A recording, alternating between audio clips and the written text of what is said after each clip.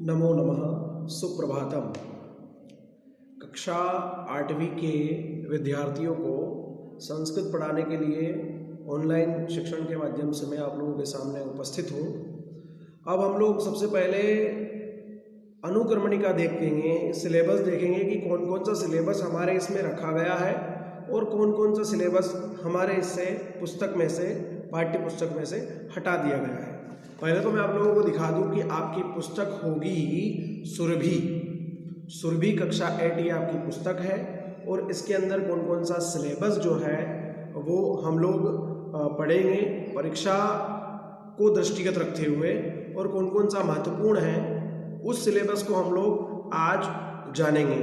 और सिलेबस जानने के तदंतर हम लोग विषय को पढ़ना प्रारंभ करेंगे। तो सबसे पहले आप लोग सिलेबस को जो है वो समझ लीजिए कि कौन कौन से चैप्टर्स आपके पाठ्य पुस्तक के अभी लगे हुए हैं और कौन कौन से सरकार के माध्यम से हटा दिए गए हैं। तो सबसे पहले चलिए पुस्तक ले लीजिए, पुस्तक खोलकर बैठिए और ये जो विषयानुक्रमणिका वाला जो भाग है इसको खोल लीजिए। यहीं पर आपको जो है वो निशान लगा लेना है ताकि आपको पता चल जाए कि कौन कौन से सिलेबस में हमारे इसमें लगा रखे हैं और कौन कौन से हटा दिए हैं। ठीक है, चलिए प्रथम पाठ लोकहितम मम करणीयम, ये आपके इसमें लगा हुआ है। ये गीत है, गीतम। ठीक है, उसके बाद द्वितीय पाठ जो है कालज्ञो वरामीर, वो भी हम लोगों को पढ़ना है। चलिए तृतीय पाठ जो है गणतंत्र दिवस, वो भी हम लोगों को पढ़ना है। और अब जो चतुर्थ पाठ है नीति श्लोकाहा, उसको हमें नहीं पढ़ना है, क्रॉस कर दीजिए उसके पीछे। नीति श्लोक हमको नहीं पढ़ना है, ये हटा दिया गया आपके सिलेबस में से। चलिए अब उसके बाद पंचम पाठ है अहम ओर्छा अस्मि, मैं ओर्छा हूँ, इसको भी हमको नहीं पढ़ना है, हटा दिया गया है ये। उसके बाद आपका आता है षष्ठ पाठ है आपका स्वामी विवेकानंद। तो ये स्वामी विवेकानंद जो पाठ है इसको भी जो है हटा दिया गया है। इसके बाद आप लोगों का चैप्टर नंबर 7 सप्तम पाठ एक के बलम, ये कथा आपके इसमें लगी हुई है, ये हमको पढ़ना है एक के बलम। ठीक है, उसके बाद वियुक्त प्रश्नावली एक के बाद का आपका है अष्टम पाठ चैप्टर नंबर 8 यक्ष प्रश्न, इसको हटा दिया गया है, इसको क्रॉस कर लीजिए, ये नहीं पढ़ना है आप लोगों को। उसके बाद नवम पाठ है वसंतो उत्सव, ये हम लोगों को पढ़ना है, वसंत उत्सव। उसके बाद दशम पाठ है आपका आजाद चंद्रशेखर, हम लोगों को पढ़ना है। ठीक है, ये एक संवाद है। उसके बाद है एकादश पाठ सुभाषितानि श्लोकानि, ये भी हमको पढ़ना है। उसके बाद आपका द्वादश पाठ है चित्रकूट भी हमको पढ़ना है। उसके बाद त्रयोदश पाठ जो है आचार्योपदेशः है, इसको क्रॉस कर लीजिए, ये नहीं पढ़ना है। चतुर्दश पाठ है आपका देवी अहिल्या, इसको भी नहीं पढ़ना है। पंचदश पाठ है आपका कूटश्लोकाः, इसको भी नहीं पढ़ना है। और षोडश पाठ है कवित्वम कालिदासस्य, ये हम लोगों को पढ़ना है, इसको राइट कर लीजिए। फिर सप्तदश पाठ है आपका सत्कर्म एव धर्मः, सत्कर्म ही धर्म है, इसको हम लोगों को पढ़ना है, ये कथा है। उसके बाद अष्टादश पाठ प्रियदर्शनी इंदिरा, इसको भी नहीं पढ़ना है, इसको क्रॉस कर लीजिए, इसको भी हम लोगों को नहीं पढ़ना है। फिर है नवदश पाठ हट्ट भ्रमणम, ये हट्ट भ्रमणम हम लोगों को पढ़ना है, हट्ट भ्रमणम यानी हाट में घूमना। उसके बाद विंशः पाठ है आपका नर्मदा, ये नर्मदा भी हमको नहीं पढ़ना है। ठीक है, और एक विंशः पाठ 21 नंबर का जो चैप्टर है 21 चैप्टर्स, इसमें सुक्तियाँ हैं, सुक्तियाँ ये हम लोगों को पढ़ना है। इसके अलावा व्याकरण का कुछ भाग मैं आपको बता दूं कि व्याकरण के भाग में हम लोगों को क्या क्या पढ़ना है। तो व्याकरण के भाग में हम लोगों को शब्द रूपाणी में पिता, राम और सर्वशब्द पुल्लिंग, ठीक है, क्या क्या पढ़ना है, पिता शब्द पढ़ना है, राम शब्द पढ़ना है और सर्व शब्द पुल्लिंग में पढ़ना है। इसको किस प्रकार से याद करना है ये सब मैं आप लोगों को यहाँ समझाऊंगा, ठीक है। उसके बाद धातु रूपाणी के अंदर आपको पढ़ना है पट धातु परस्मैपदी, केवल इसी को पढ़ना है, किसको? पट धातु परस्मैपदी को।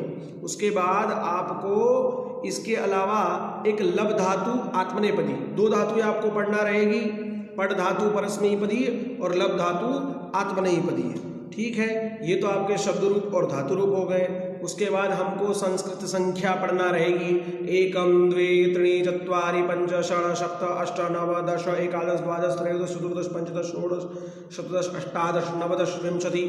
ये सारी संख्याएं जो आपकी पुस्तक में पीछे व्याकरण पोर्शन में लिखी है वो भी हम लोगों को पढ़ना रहेगी, वो हमारे चैप्टर में लगी हुई है। उसके बाद हम लोगों को संधि परिचय पढ़ना है, तो संधि परिचय में आप लोगों को समझाऊंगा संधि क्या होती है, संधि कितने प्रकार की होती है, उसके बाद स्वर संधि के कितने भेद होते हैं, इन सभी चीज़ों को हम समझेंगे। लेकिन जो संधियां आपके चैप्टर के अंदर लगी हुई है पीछे, उन्हीं संधियों के उदाहरण को हम लोगों को पढ़ना है, ठीक है। इसके बाद हम लोगों को क्या पढ़ना है और तो समास परिचय पढ़ना है, समास किसे कहते हैं, समास के कितने भेद होते हैं, और जो जो समास आपके पीछे लगे हुए होंगे व्याकरण पोर्शन में उन समासों को हमें पढ़ना है, ठीक है। उसके बाद प्रत्यय परिचय हम लोगों को पढ़ना है, प्रत्यय किसे कहते हैं, प्रत्यय कितने प्रकार के होते हैं, कहाँ किस समय कौन सा प्रत्यय लगता है ये जानना है। लेकिन इन सबको जानते हुए उसके बाद जो सिलेबस के अंदर लगा हुआ है आपका वो भाग हम लोगों को पढ़ना है, यानी उस भाग का विशेष ध्यान देना है। उसके बाद आपको निबंध पढ़ना है, तो 2 निबंध आपको पढ़ना है। 2 निबंध कौन कौन से? एक तो विद्यालय का निबंध आपको पढ़ना है और दूसरा आप लोगों को पढ़ना है जो है उद्यानम। एक विद्यालय करना पढ़ते हुए पुस्तकम और उद्यानम, कौन कौन सा? पहला जो आपका निबंध है पुस्तकम वो पढ़ना है और दूसरा जो है आपका निबंध उद्यानम वो पढ़ना है, ठीक है। ये 2 ही निबंध आप लोगों को पढ़ना है। उसके बाद आवेदन पत्र मैं आपको लिखवाऊंगा, आवेदन पत्र ऐसा का ऐसा आप फेयर कॉपी में लिखेंगे और उसे याद करेंगे, आवेदन पत्र भी हमको पढ़ना है। उसके बाद कोई 2 श्लोक हमें जो है कंठस्थ करना है, तो वो भी मैं आपके इस जो हम लोगों ने लगाए हैं निशान, इनमें से किन्हीं 2 श्लोकों को मैं आप लोगों को कंठस्थ करवाऊंगा, वो हमें कंठस्थ करना है। चलिए आज हम कहाँ से पढ़ना प्रारंभ कर रहे हैं? तो आज हम प्रारंभ करेंगे निबंध से। दोनों ही निबंध में आप लोगों को कह रहा हूँ, आप पीछे जो है पृष्ठ संख्या पुस्तक के अंदर जो है आपकी पृष्ठ संख्या है 119 इसको खोल लीजिएगा और इस प्रकार से आपको जो है निबंध दिख रहा होगा। ये निबंध दोनों ही मैं आप लोगों को लिखने के लिए कह रहा हूँ, आप दोनों फेयर कॉपी में इसको लिख लीजिए, इन दोनों ही निबंध को, और मैं आपको एक एक पंक्ति का अर्थ पंक्तिशः समझा देता हूँ जिससे आपको याद करने में सरलता होगी। चलिए, संभवतः आप इसको रोक कर भी लिख सकते हैं, आपको लिखा हुआ दिख ही रहा है, ठीक है। अब मैं इसको समझाता हूँ। पुस्तकम, प्रथम निबंध कौन सा है? पुस्तकम। चलिए, पहली पंक्ति है पुस्तकानि मह्यम अतीव रोचते। पुस्तकानि यानी पुस्तकें मुझे बहुत अच्छी लगती है। पुस्तकानि मह्यम अतीव रोचते, पुस्तकें मुझे बहुत अच्छी लगती है। दूसरा है आपका मम समीपे बहूनि पुस्तकानि सन्ति। अब आपके पास संस्कृत की भी पुस्तक है, आपके पास हिंदी की भी पुस्तक है, आपके पास जो है अलग अलग विषयों की अलग अलग पुस्तकें हैं, इसीलिए जो है यहाँ पे लिखा कि मेरे पास बहुत प्रकार की पुस्तकें हैं, बहुत पुस्तकें हैं। तीसरा है आपका, तीसरी पंक्ति है कि पुस्तकानि अतीव मनोहराणि सन्ति। पुस्तकानि अतीव मनोहराणि सन्ति, पुस्तकें मन को आकर्षित करने वाली होती है। अतीव यानी बहुत अधिक मन को आकर्षित करती है। कोई सी भी पुस्तक आप खोलोगे और उसको देखोगे तो पढ़ोगे तो कितना आनंद आता है। कोई कहानी लिखी है, कोई कविता लिखी है, तो पुस्तकानि अतीव मनोहराणि सन्ति, पुस्तकें अत्यंत मनोहारी होती है, उनके अंदर अलग अलग प्रकार के चित्र बने होते हैं, ठीक है। चलिए, चौथा पॉइंट आपका कह रहे हैं कि मम समीपे चित्र पुस्तकम अपि अस्ति। मम समीपे यानी मेरे पास में, चित्र पुस्तक किसको कहेंगे? एक जो है चित्र पुस्तक जिसमें जो है चित्र बने हुए हो, है ना। मेरे पास जो है एक चित्र पुस्तक भी है, यानी ड्राइंग बुक भी मेरे पास है। मम समीपे चित्र पुस्तकम अपि अस्ति, मेरे पास एक चित्र पुस्तक भी है।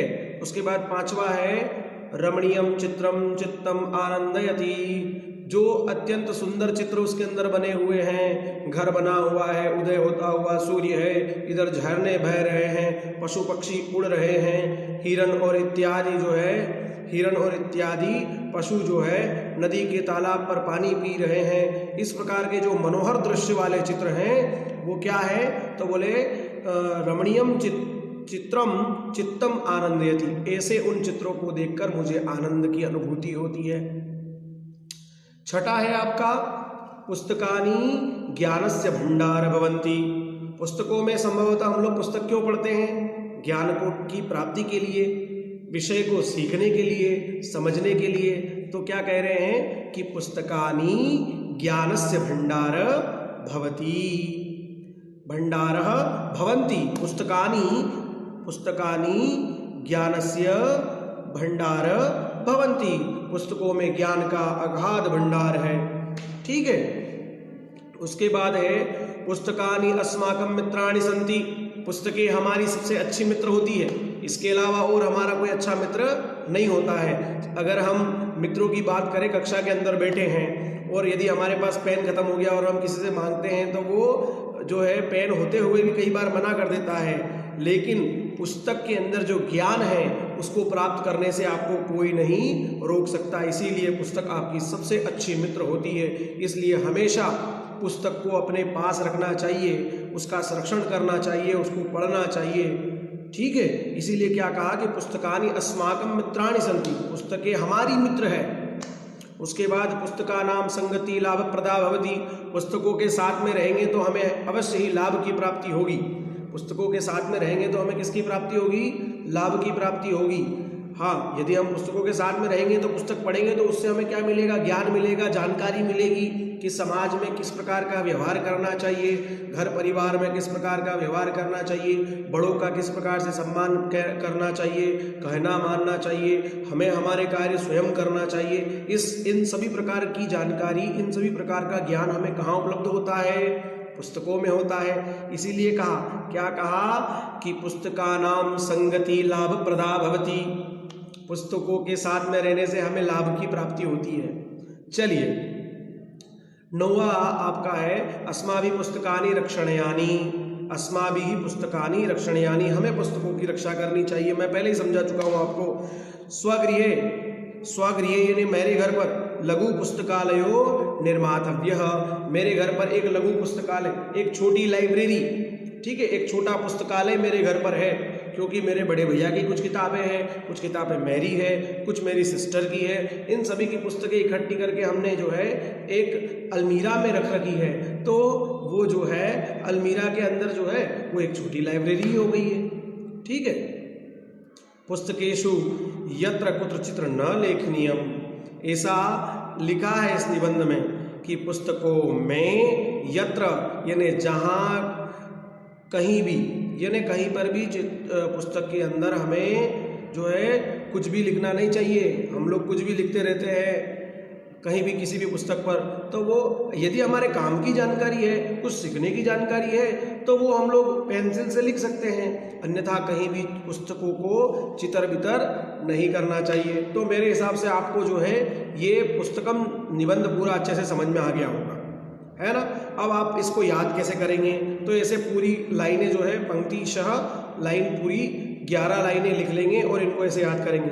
पुस्तकानि मह्यम अतीव रोचते, मम समीपे बहूनि पुस्तकानि सन्ति, पुस्तकानि अतीव मनोहराणि सन्ति, मम समीपे चित्रपुस्तकम् अपि अस्ति, रमणीयं चित्रं चित्तम् आनन्दयति, पुस्तकानि ज्ञानस्य भण्डार भवन्ति, पुस्तकानि अस्माकं मित्राणि सन्ति, पुस्तकानां संगति लाभप्रदा भवति, अस्माभिः पुस्तकानि रक्षणीयानि, स्वगृहे लघु पुस्तकालयो निर्मातव्यः, पुस्तकेषु यत्र कुत्र चित्र न लेखनीयम। इस प्रकार आपको पुस्तकम वाला निबंध पूरा समझ में आ गया। अब अपन समझेंगे उद्यानम। उद्यानम यानी जो है गार्डन, घूमने का, ठीक है। उद्यान जो होता है ना वो घूमने का, जहाँ पर अच्छा वातावरण हो, अच्छी अच्छी चीज़ें हमें दिखाई दे, वो उद्यान होता है। और हम जो है टहलने के लिए उद्यान में जाते हैं। तो उसी को अब हम संस्कृत में समझेंगे। ये हमारा द्वितीय निबंध होगा।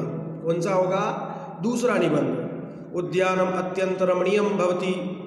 उद्यान अत्यंत रमणीय होता है, यानी उद्यान अत्यंत ही सुंदर होता है, वो हमारे मन को आकर्षित करता है। जनाः उद्याने भ्रमणार्थम गच्छन्ति। जनाः, जनाः यानी लोग उद्यान में भ्रमण के लिए जाते हैं। जनाः उद्यानम भ्रमणार्थम गच्छन्ति। उसके बाद बालकाः उद्याने क्रीडन्ति।